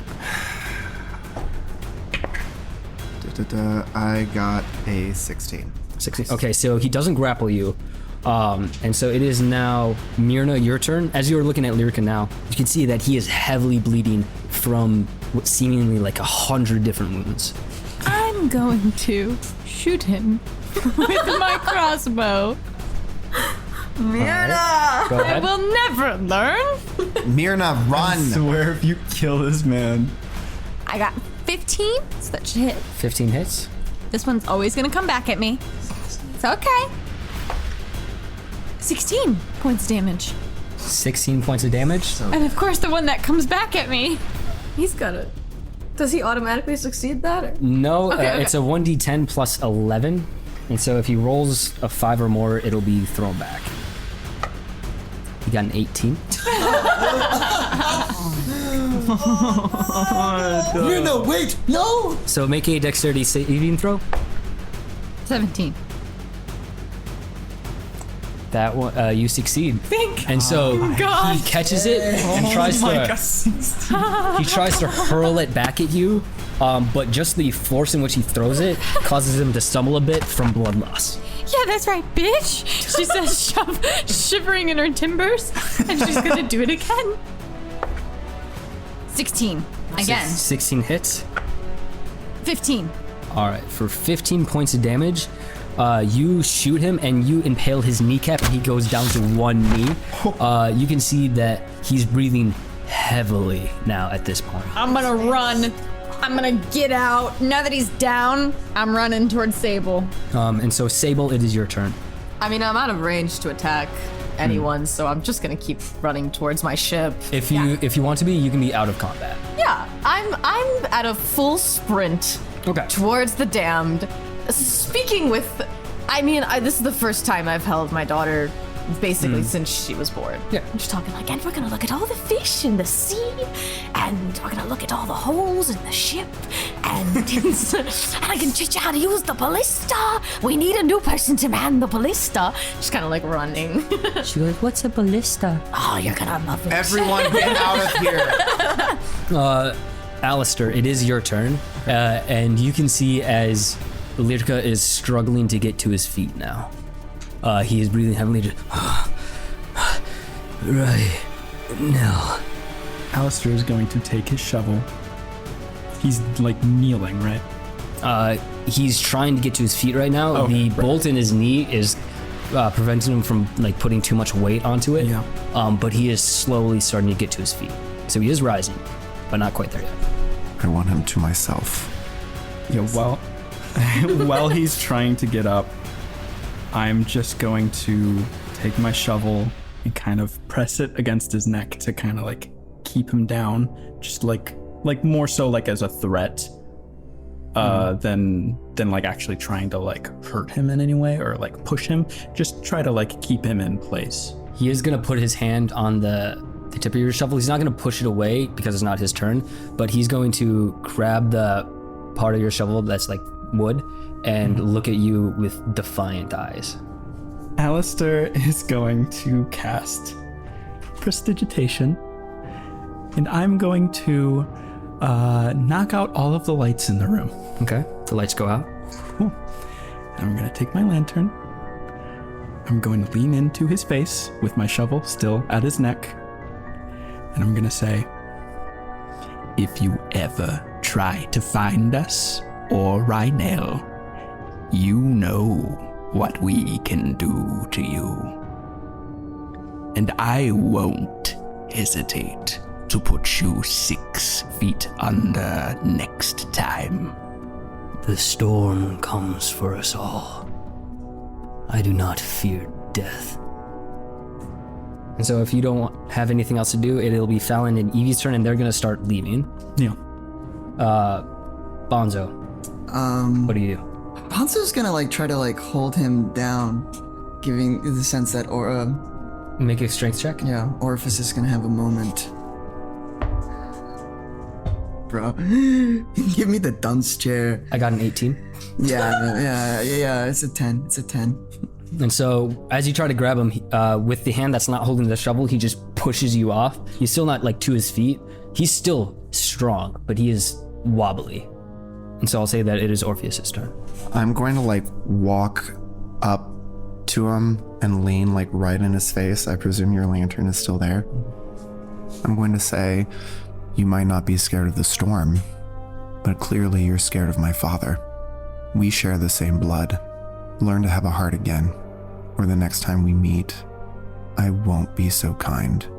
And I'm going to take my staff and I'm just going to try and hit him like square in the chest with it to knock him down as I tell everyone to go. Okay. 21. That hits. Deal your damage. That's a 6. says +4. So Okay. 10. So you hit him square in the chest and knock the wind out of him, and he falls back onto the floor of the library, coughing up and spitting up blood as he's just struggling to breathe. As you look at him, he's trying to get up, but he just can't. Meta-wise, he is out of HP, so he is out of the fight. So what do you guys want to do?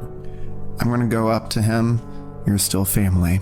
So I turn him over on his side so he doesn't potentially like choke on his own blood. Okay. Be well. You see, as you turn him onto his side, he hears you say that, and you see as his eyes register. And as you turn him onto his side, with all the blood he's losing, he does slip into unconsciousness.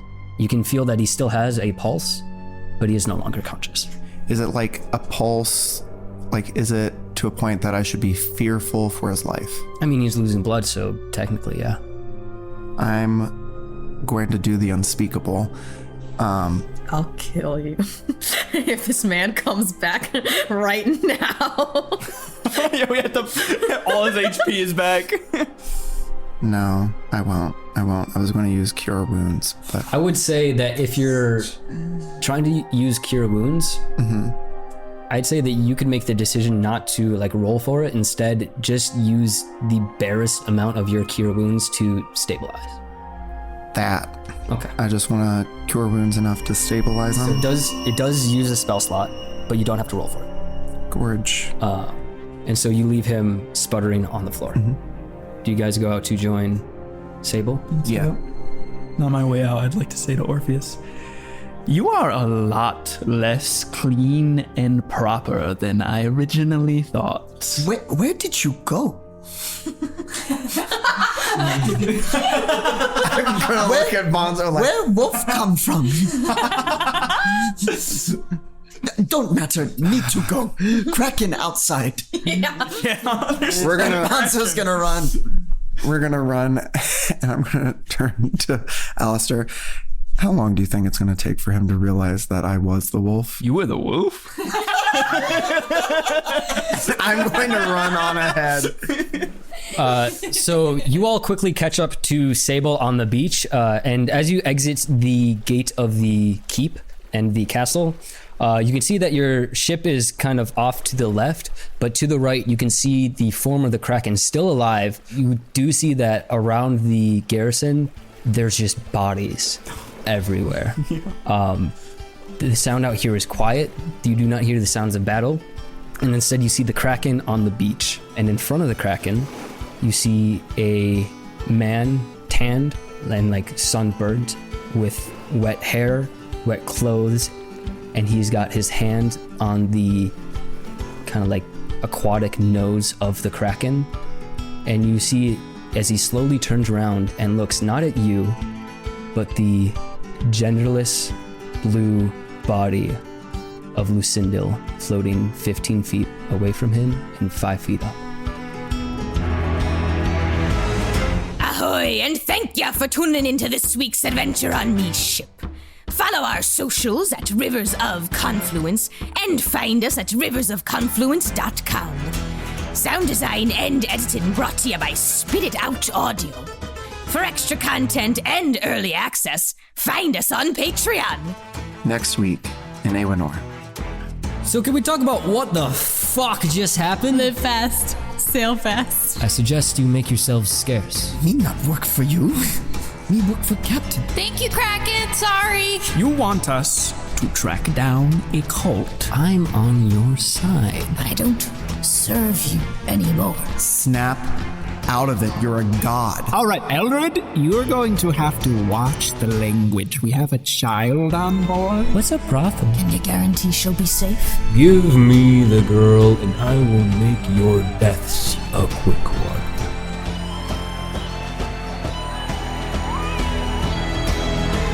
I've seen you both so proudly with a shout that raised the dead. I've seen you sing so loudly with a voice as true as lead. If I'd fallen down a well, I could never lose my hope. I will be the right behind you with some ale and a rope. I've seen you do the impossible. You've escaped the jaws of death. I've seen you lose your greatest love and smile as you wept.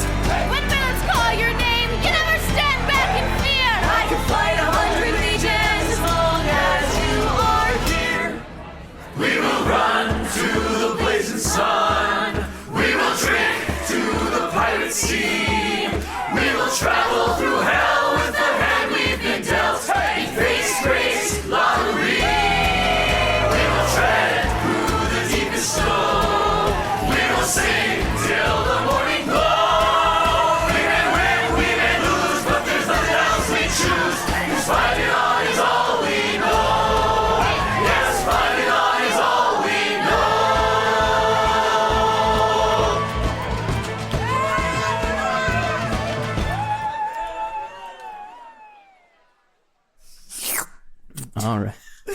just slurp.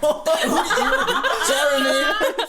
I just heard it. Let everyone know that was Jeremy. I'll say, I mean, this. Yeah, they didn't see who did it. They just heard it.